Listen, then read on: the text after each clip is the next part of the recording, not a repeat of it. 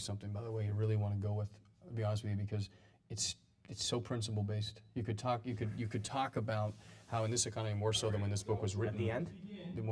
This was written as you need to be in this At the system. end of it, Yeah. All right, so we're going to begin in 40 seconds. All right, pal. Okay, bud. You can always just tell me on the headset. I can give them a cue. Okay, cool. So Sarah's going to give you the cue, okay? Thank you, sir.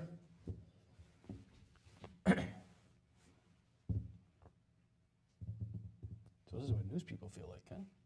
So I'll give you the standard. I'll give you 5, 4, 3, 2, 1. Awesome. Then start. Yep. Great. Thank you. I've never seen that before, so this is kind of cool. Yeah, that's just so like they don't pick up my voice. Good point. Yeah, you can.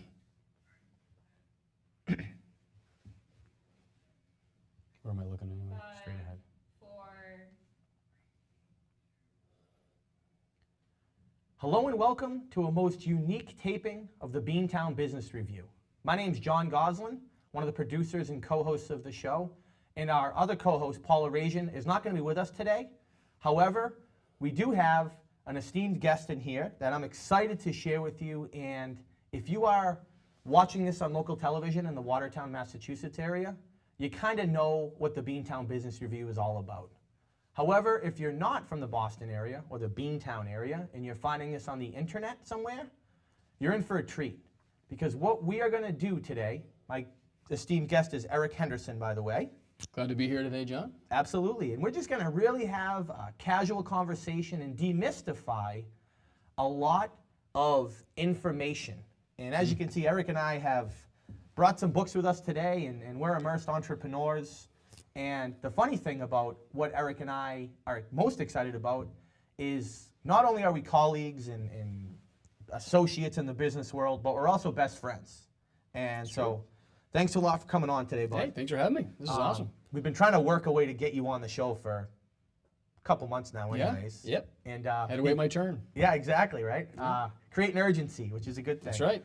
But nonetheless, one of the interesting things is Eric and I, in our offline business, we have similar entities. Yes, that's true. And why don't you tell people, Eric, just to get you kind of in the mix and to not make it about me, and more importantly, to make it about the guests and the viewers here today. Tell us a little bit about what your background is, what you're passionate about, and kind of some of your belief systems, and we'll just kind of get up and go and be casual with this thing. All right. Well, I've been pretty much, as you know, an entrepreneur my whole life. And kind of by accident, kind of fell into it just because I was totally unemployable. Just really never wanted a job. I'm not against jobs. Sure. But just always wanted to sort of have that freedom and have that, sort of a lifestyle. And I came across, just a lot of resources when I was starting out. But it was, as you know, it's a sea of confusion. Of course. When you're trying to, as an entrepreneur. It's a lonely road at times. Yep. But anyway, long story short, I found of all the entrepreneurship I love to do was mostly online marketing because of you can reach more people. Of course, the internet has gotten better and better. More people are communicating that way. And so my passion really has been being an entrepreneur. And because I learned so much about how to become an entrepreneur, now it's about using that as becoming more of an entrepreneur educator and using the platforms online today to really help people who also want to either start their own business, right? Or maybe they want to improve a current business, that kind of a thing. So, well, I think an interesting lead in is the internet, and everybody knows about Google. It's kind of the big fish in the sea, if you would. And Google has what's called its own algorithm. And one of the real areas that people kind of become lost in and really are in the dark, but really want to get into the know, is they need to understand how to take their own personal algorithm, the way they think, the way they do things, and really unify it with the offline world. And one of the things, and really the main pillar we're going to talk about today is how to best go about that. And what I love about this conversation is it's kind of funny. You and I, our most widely viewed video was sitting in your living room, and we've done a lot. That's right, a couple years ago. Thousands and thousands of views. Yeah. And we were just kicking back, having coffee, chatting, and that's what I'm excited about this video to do, to do today, is really to just lay it out there, put it out there. And it's going to be really valuable for folks to see this and really kind of get clarity if they're out there, even if whether they're just starting out or they're kind of struggling. Of course. Absolutely, I totally agree with you.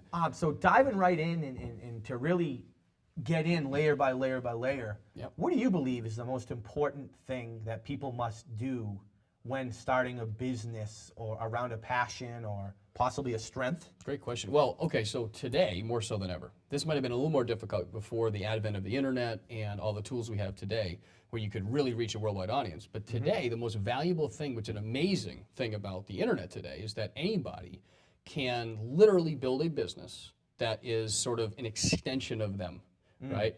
They can literally say, hey, you know what, and I want to be my own boss, but I want to do something I'm passionate about that I love. And because of the internet, even if it's a small market, right, you can still reach enough people to build a successful business. Right. And so this also holds true for brick and mortar people too, right? They can just get more of a following. that's exactly, I was just around going to what say they're that, doing. exactly. So offline business owners, for anybody who's, maybe has never really ventured online yet, there's a whole nother opportunity for them, right, to reach not just what they've been doing maybe in the offline world, but now reach others in the online world. And one of the things that I know we've experienced some success with in our respective ventures and now together is people who have always had that preneur spirit running down their spine and they've never really done anything or jumped into the fire, so to say, and have, whether it be fear, whether it be lack of skill sets, whether it be lack of believing in themselves. This isn't just a one-way road for you have to be an entrepreneur, because that has a bandwidth to it. That's true. Is that fair to say? Definitely. And the thing too about entrepreneur, you almost want to go back into the dictionary and change the definition, because entrepreneur today is very different than it was. Again, whether you're brick and mortar or not, it's a whole different set of skills. It's a whole different world out there. The opportunities are totally different, and it's a battlefield. But anybody can go through it. You just have to have the right knowledge and the tools and stuff. Yeah, well, you're holding a book over there, Eric. It's actually the top of the list there, and it's a phenomenal book, and it's something that you actually turned me on to not too long ago. And what I love about it, coming from the personal training world and the world of the body, which is 100% scientific. It really isn't about, and this carries over into marketing and business building and life in general. It's not about always what you prefer. If you try to go against science and force your way along, you're probably not going to find a lot of success. No. And one of the things that you led me to was something that you're holding. It was a diagnostic test based on my interests, my passions, my hobbies. Tell us more about that. Great that you brought this up. See, whenever I'm working with a client or talking to an entrepreneur, or somebody says, hey, Eric, I want to start my own business. Right? What do I need to do? And the first thing I always say is you have to really take inventory of yourself, right? Of course. And one of the best ways to do that is I'll actually hold this up so everybody can see it on the camera. This is a book called Strengths Finder 2.0. And what's great about this book is inside the book there is a link that will literally drive somebody online, and they can take a free test, because as long as you bought the book, you get access to the test. And what it's going to do is it's going to literally, and this is what's cool, it's going to give this soon-to-be or current entrepreneur or someone, even if it's career, even if you have a job, doesn't matter. Absolutely. You can literally find out what your top 5 strengths are. And it's going to then, what's really cool is it shows a person, anybody, and it's changed my life, as I know it did yours. Absolutely. It's going to give you a sort of a guide on how to take those strengths and apply them both in your personal life and how to utilize them best, as well as in your business life. And the last thing I'll say on that is that you think about kind of like the fish in a fishbowl. It doesn't know it's in water, right? Sure. And so if you think about most people, it's very easy. All of us can say, oh yeah, I stink at that. I need to work on that. I'm not good at that. We have a very hard time admitting that we have a strength in this or acknowledging it, right? Of course. But it's this here, instead of being up close and not being able to see your strengths, this is going to identify that for somebody, give you a clear path to really start where you need to put your focus. Yeah, I agree. And one of the things that we always talk about is we live in our life. We can't always observe. There are things come up and things need to be done, and there's priorities, and there's urgent and important. And if you don't know how to delineate what is what, it's very hard to get ahead in life. It's almost like you're always catching up. I have a friend that's a real estate agent, and she's always catching up. and a lot of times, most realtors are always catching up. They live by their phone. They live by the nature of the nurture of what they do to generate life, liberty, and pursuit of happiness. And it's really interesting. And one of the things that I wanted to bring up is another book here, actually, and it's called the EMyth. And one of the things that I took out of this to follow suit with your Strength Finders 2.0 is we all have 3 personas in us. again, if you're an entrepreneur or you're just kind of a solopreneur, or again, if you're a manager in a corporate position or a small mom and pop shop, it doesn't matter. But in all of us, there's 3 personas.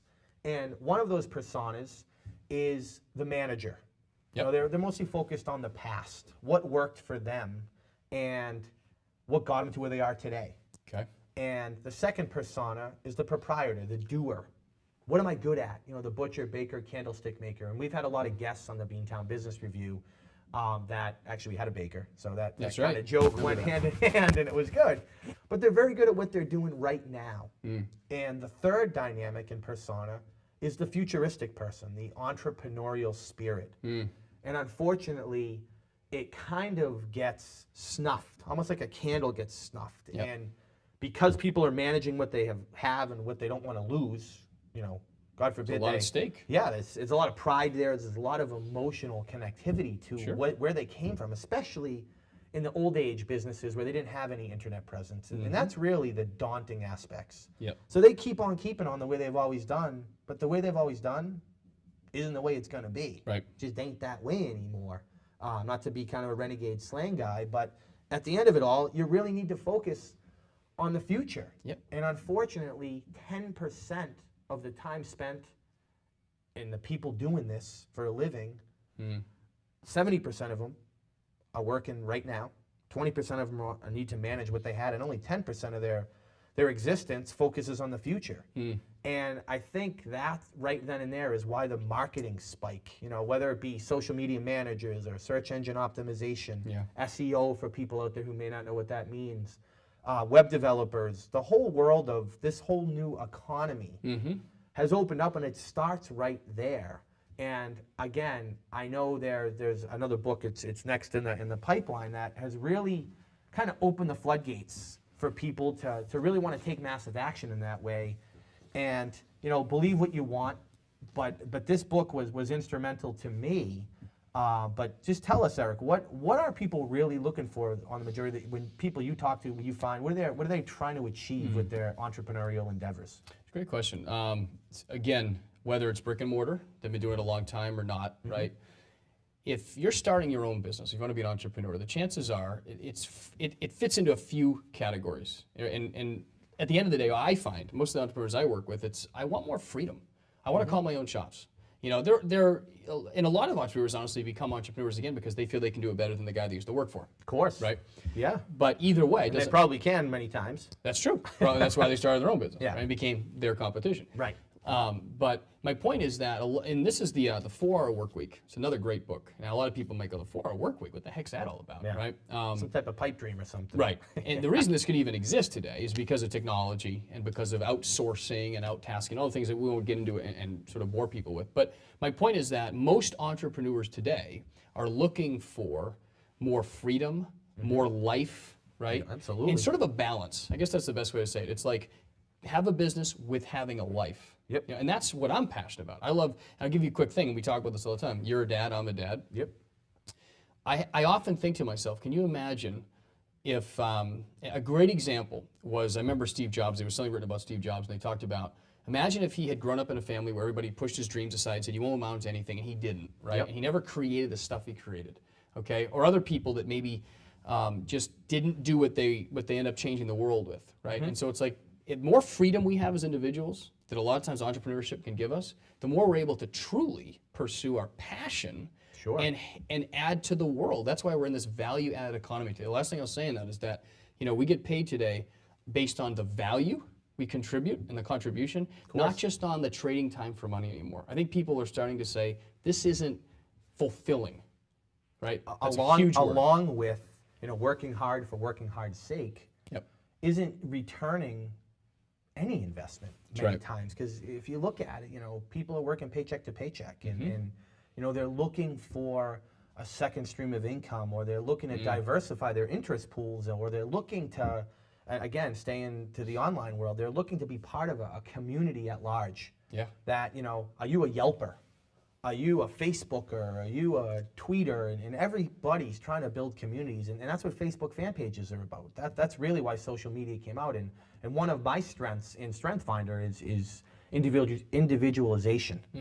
And I love to help people stand out from the crowd and be stickier with who they are, what they're about, and there's a whole formula to do it. And again, not to bore people, but one of the things that's interesting is there's this is actually a true story, and human nature loves to complicate things. And I was coaching my son's football team this year. His Pop Warner, he's 6 years old, and so we were coaching, and a lot of the other guys were yelling, and I love to observe and just take it in and listen and feel my way along, and not always right. I'm willing to take chances, and I was just on Facebook. There's a difference from risk and risky, and so listening, I'm sitting here saying, why aren't these kids getting it done? And my son's the quarterback. And he's not the toughest guy. He's a great guy and talented, but he's getting hit. So I'm saying, just block him. You just got to block. And then all the other coaches, just block him. So I said, they don't know what blocking means. So it was move them backwards. That's what it is. And tackling, they don't know what that means. So bring them to the ground. Good point. And in business, I know you've done a great job.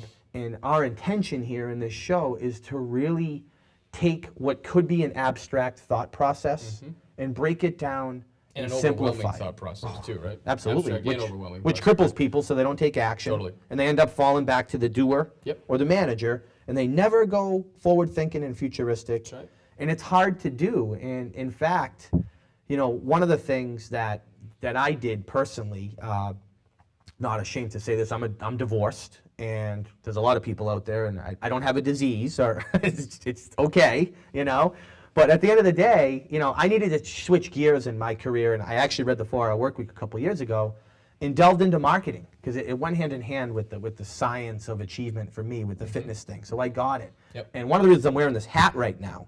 So when people say a picture's worth 1,000 words, I'm gonna honestly say that if you can see my head. Right, and you be my best buddy. You know this. Yeah. You can see spots on my head, right? I can. So what happened was I did what a lot of solopreneurs were not willing to do, and I'm going to keep this hat off because it's hot in this studio. Yeah, it is. I did what a lot of entrepreneurs are not willing to do. I took a leap of faith. I put my trust in other people. All the things that so many people are not willing to do. I took that plunge. Yep. And I was cool with it. For a couple years, I had things humming, and all of a sudden, I had an employee that decided to wipe out my entire web catalog. I remember that. And it was right around the holidays, happy holidays. And what I cared most about wasn't any of my clients, wasn't my own websites, it was my son's website. One of his Christmas presents was his website. And I was so excited, and I couldn't believe that somebody had the audacity. I didn't know them a thing. They just had it within them to do that. And what happened to me is my stress level was elevated. You know any business owners who have elevated stress levels? Just a few. Right? Or people who, the stress of even going there, they haven't even done it yet, but the fear paralyzes them, that false evidence appearing real, paralyzes them to not take action. What happened to me was I literally lost my hair. I looked like a leopard. And again, I can be open to this. A lot of people wouldn't be willing to do this. I was out with you the night I noticed. I remember that. And a couple girls had said, what happened to your hair? And I didn't know. I couldn't see it. It was in the back at first. Yep. And this isn't traditional balding. And this is legit alopecia. There's no cause other than stress.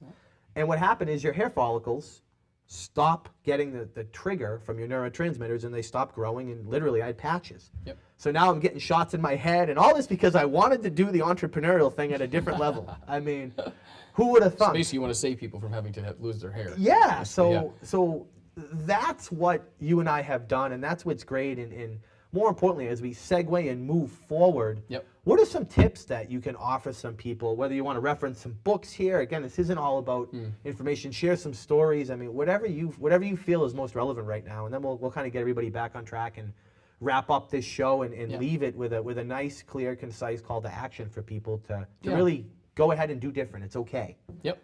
I mean, I guess what I would just say is, obviously there's going to be a lot more. This is going to be an open conversation. So we're going to have this conversation go on and on and on because this needs to be done. People have to have Absolutely. these real conversations have to be talked about for people to get clarity on how to really become a 21st century entrepreneur.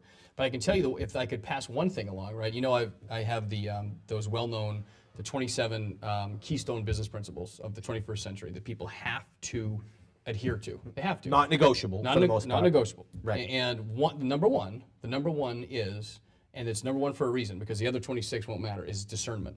Right? If you're watching this, you have to develop that, to be discerning of every single thing that comes across, whether it's how many, it's an email, if you're a local business owner and somebody's coming in trying to sell you SEO services or social media. Yep. Really ask yourself, okay, does this fit into my current objectives and my current plan of where I'm headed? And if it doesn't, you have to say no. Yeah, you have to be willing to say no. You do, and that's the other thing. Substitution. That's one of my principles. You have to have substitution. You have to be able to. Most people don't know how to say no. You have to have that because in today's day and age, I don't care what kind of entrepreneur you are, what kind of business owner you are, or want to be, soon to be one. Have discernment. Figure out, what's the fastest path to go. Things like we talked about today. Get the Strengths Finders book. Right. Yep. Pick up some of the resources you talked about, Yeah. especially if you're a brick and mortar business owner. The EMyth is a book, you've got to read that book. It's 100% built for the reasons to offset. You might be able to make a better hamburger than McDonald's, but you don't have a better distribution system. Right. And you really need to start at least educating yourself on how to take that segue. Not to cut you off. I apologize. You're absolutely right. But that's the thing is, unless most business owners that I work with, most of them, I've been in so many businesses and been down that rabbit hole with so many different people in different industries, and it's like none of them have ever said to me, "I hope I work more and have more stress." Yeah. Right? Nobody says that. I don't think so. These they resources. think it, but they don't necessarily say. Oh, that's true. And a lot of times it's just they don't really ask themselves those important questions, though. Right. And Great points, by the way. So I just hope that makes it clear that whether you're trying to start an online business, an offline business, improve an online business, improve an offline business, merge the two, doesn't matter what it is, you have to understand there's an easier way, there's a simpler way. We're going to keep this conversation going, and that's my advice to you. Yeah. More than anything, you have to have an end in mind. Yep. And most importantly, the end in mind for us, and this is really why I wanted to come on, and we can only have so much time here. This is a 30-minute tops segment, and with the lack of time and the scarcity of time, and who has more time? Well, fortunately for us, we are going to carry this conversation on. So if you have been listening to this and you want to learn more about this, and you're finding this on the television, head to beantownbusinessreview.com, okay, and go right under our catalog of clients page, and you'll be able to see this and access a website where you can learn more about this. If you are finding this online, and most importantly, why I wanted to put this together, Eric, is because we haven't been able to do this for a couple of years now. Yeah, we've got to kind of make competitors. Yeah, Funny and it's impacted our bromance significantly. True. But nonetheless, we're here, and what happened was not too long ago, and I'm going to end with this. I had a prompting. Okay, I had a prompting to say, I love services. Yep. It's really all I've ever known. You and I have worked together in the landscape industry. We've seen me with a personal training business. We've done a whole host of things together, right? And the point is, the prompting that I had most recently was, why do I not have a product, right? I love my service. I love working with local business owners. I love the Beantown Business Review, right? I love all that and have some other ideas to work with it. But I want a product so I can just take a lot of the constructed stuff out there and really just work with people and kind of lock arms in a good way, in a healthy way, and go against the traditional train of thought. And having that product is everything. And you and I, in future videos in this multi-video portion here, we're going to talk about how to find your sweet spot, how to take Strength Finders, and then how to actually apply it so you find your own unique voice, so you can really craft an sort of align yourself with the right business entrepreneur type vehicle for yourself. Yeah, right? create some infrastructure to support your unique value-added nature. Right. And ultimately, We're going to do that in the next video with this series. Yeah, I'm looking forward to it. And we're going to teach people an actual proven way that you've been very successful with in the offline. You're very modest about this, and it's cool. However, this is really what it's all about, is tapping in, and you have to first, and I'll let you certainly go, and then we'll conclude this show on this episode, but you have to be willing to do some inner work. Is that fair to say? Absolutely. We talk about this all the time in the rest of the video series. It'll be about inner game, principle-based stuff doesn't change, and until you take care of that foundation, this outer stuff, because your inner, your outer reflects your inner, right? So it's like your business is going to be an extension of you. So we're gonna talk so much about the inner game, the outer game. The outer game is more the other stuff, the strategy, the tactics, all that stuff. Until you get the inner game really good, you're really gonna limit yourself over here at the outer stuff. So. Absolutely. So yeah, that's great. So anyways, in conclusion here, just want to thank you for coming on, sharing some value-added entrepreneurship advice. That's awesome. I know I took some things out of today, some bullet points and some aha moments, if you would. Certainly, we didn't hopefully overwhelm you with all the books we brought on here, and really just wanted to kind of cut the fat out of what can be a confusing process. So as always, we look forward to sharing in the futures of your success. If you know anybody who would like to be showcased, possibly yourself or a friend, family member, etc., on the Beantown Business Review, just have them visit our website, click the survey on the bottom, fill it out. Paul and I will see it, or one of the members on our staff, take a look at it, and look forward to getting somebody on that really is an innovator for change, somebody who's being thoughtful, doing different, and most importantly, bringing a lot of value to the world. So thanks so much, Eric. I appreciate your time. Yeah, thanks for listening. Onward, upward, and inward. All Take right. care. See you later.